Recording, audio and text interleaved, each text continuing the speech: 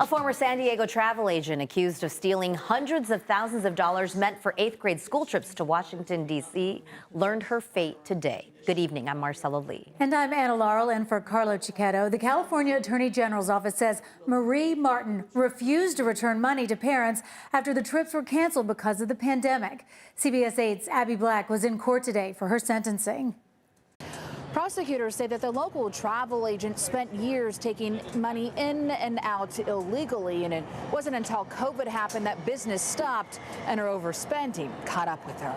We are waiving our right to a probation report in this matter. Shifting her hair to cover her face in court, we could not see Marie Martin's reaction when a judge sentenced the former San Diego travel agent to a year of felony probation, including 6 months house arrest for embezzling money from students that was supposed to be used to pay for field trips to Washington, D.C. and other historic East Coast locations. Sentence is suspended for 2 years, and you'll be granted felony probation to the court. It's been 2 years since Martin was originally charged in a joint prosecution between the California Attorney General and San Diego County District Attorney. Prosecutors say that she pocketed the money that 150 parents from Los Angeles and Orange County schools paid her to arrange student trips to the East Coast. But when COVID hit, the trips were canceled and parents were not refunded the money. The seller traveler laws require any money accepted in advance to go into a trust account. And then that money cannot be taken out of trust until it's used to pay for expenses. The Attorney General says that Martin instead spent the money on personal expenses, such as paying credit cards, artwork, and rent, totaling $250,000, and she was able to stay under the radar until COVID happened. It's all fine as long as money's coming in. But when COVID hit, it was like musical chairs. The music stopped. There's no more money coming in. In court, Martin's attorney says that she returned $256,000 to the state for a fund set up by Travel Consumer Restitution Corporation, or TCRC. That's where the parents who were taken advantage of will get their money back from. Ms. Martin paid a significant amount of restitution in a relatively short period of time, and even more quickly than anticipated by the parties. As part of Martin's sentencing, she cannot be a travel agent for 7 years. In a few months, she can petition her probation be lowered to a misdemeanor. The most important thing here was getting money back to the parents and to the TCRC. After Ms. Martin was sentenced to probation, I asked her and her attorney if they would comment, but they declined. All right, Abby, thank you. Crews have stopped the spread of a brush fire near the Loveland Reservoir, not far from Alpine. The fire broke out just after 1:30 near Loveland Lane and Montiel Truck Trail in Lawson Valley. About 18 acres burned. No evacuations were ordered as ground and air crews fought the fire. The cause is still under investigation. A court-appointed attorney representing missing mother Maya Millete says there are concerns about her personal property going missing from her home. Her husband, Larry Millete, is in jail facing murder charges. CBS 8's David Gottfredson was in court where a battle is brewing over Maya's share of the estate. The reason we're really here today is that when the conservator was appointed, there was an understanding that the home needed to be sold to avoid a foreclosure. The mortgage on the Chula Vista home of Maya Millete has not been paid since November 2021. According to court records, and attorneys representing her share of the estate want the house sold as soon as possible. They're asking a judge to order the $1.4 million home sold on the open market and the proceeds placed in a holding account. There may be a concern about the personal property of Ms. Millete in the home, how it's been handled, taken care of, and whether there should be an accounting. There was a lot of stuff inside the house when we viewed it, but I'm also understanding there's a lot of stuff that is missing. Maya's husband, Larry Millete, has been in jail for the past 2.5 years, charged with his wife's murder. She went missing in January of 2021, and her body has not been found. Maya's sister, Mary Chris Droulet, is still in an ongoing court battle for guardianship of Maya's 3 children. Currently, the kids are living with their paternal grandparents. I represent Larry's mother, Judith. At a hearing Monday, attorney Stephen Brummer told the court he is now representing the grandparents, replacing attorney Benina Martinez, who also dropped out as Larry Milliete's defense attorney. Brummer said he will oppose a court order to sell the Chula Vista home. At this point, I believe there would be an objection. Of course, I haven't reviewed fully the pleadings.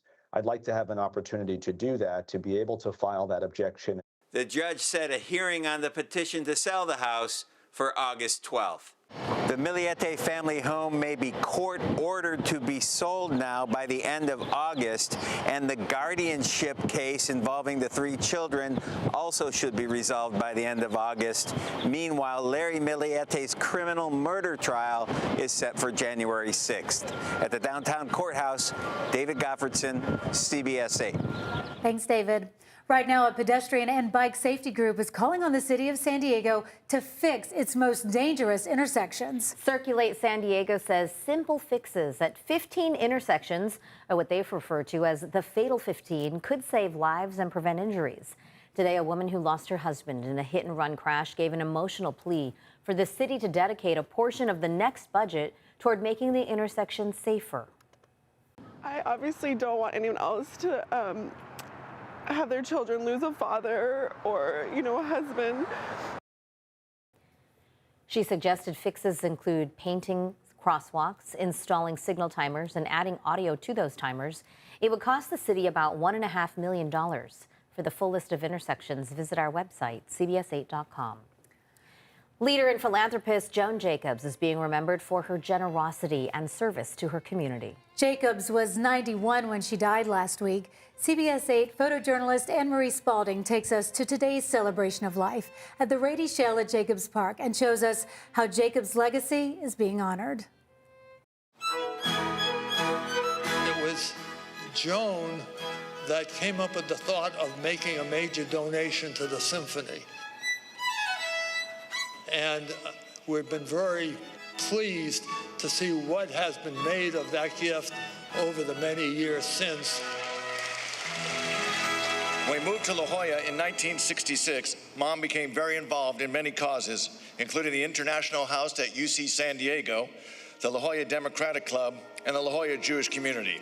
Her involvement and leading by example started us, the next generation, understanding about giving back to the community, which was very important to her. Her impact on San Diego's cultural scene is unparalleled and inarguable. But the ripple effects of her creative interests and commitments live on in her kids, her grandkids, our kids present and future, our own future grandkids and beyond, and especially in the hearts and minds of the San Diego community members who have gotten to wander themselves through the institutions and landmarks of our great city. Grandma Joan grew up in a time where men dominated the world, yet she never had to fight to have her voice be heard. Her presence alone commanded respect. She was a feminine powerhouse and a true matriarch. She left an indelible mark on not only San Diego, but people around the world. She would truly make me feel like I was her only grandkid, though I'm one of 14. Grandma Joan taught me that it was possible to be girly and feminine and love shopping and also be strong and opinionated and care about the world. She taught me the importance of giving back and never taking for granted the things that life had given me. That I couldn't wait to be asked. That it was my job to use all the privileges I'd been given to make San Diego and the world better. I want to thank all of you for the love from friends, family, and community for Mom and the family. Mom, memories of you keep you alive within us. I miss you, Mom. I will always love you, Mom.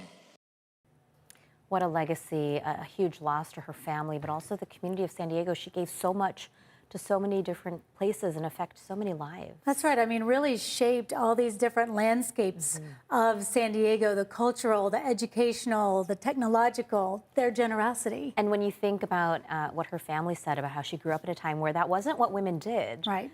We're used to it now, but she was a pioneer. I love what her granddaughter, Congresswoman Sarah Jacobs, said. She taught me that I could be feminine, but still win an argument and be a leader. I know. Great lessons. Yeah. Well, still ahead tonight, testimony continues in the double murder trial of a former TikTok star. Plus, a major milestone when it comes to fighting beach erosion along the North County coast.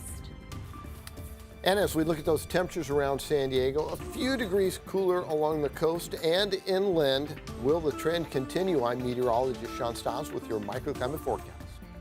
And up next, a Southern California mountain lion back in the wild tonight after 2 months of recovery and care.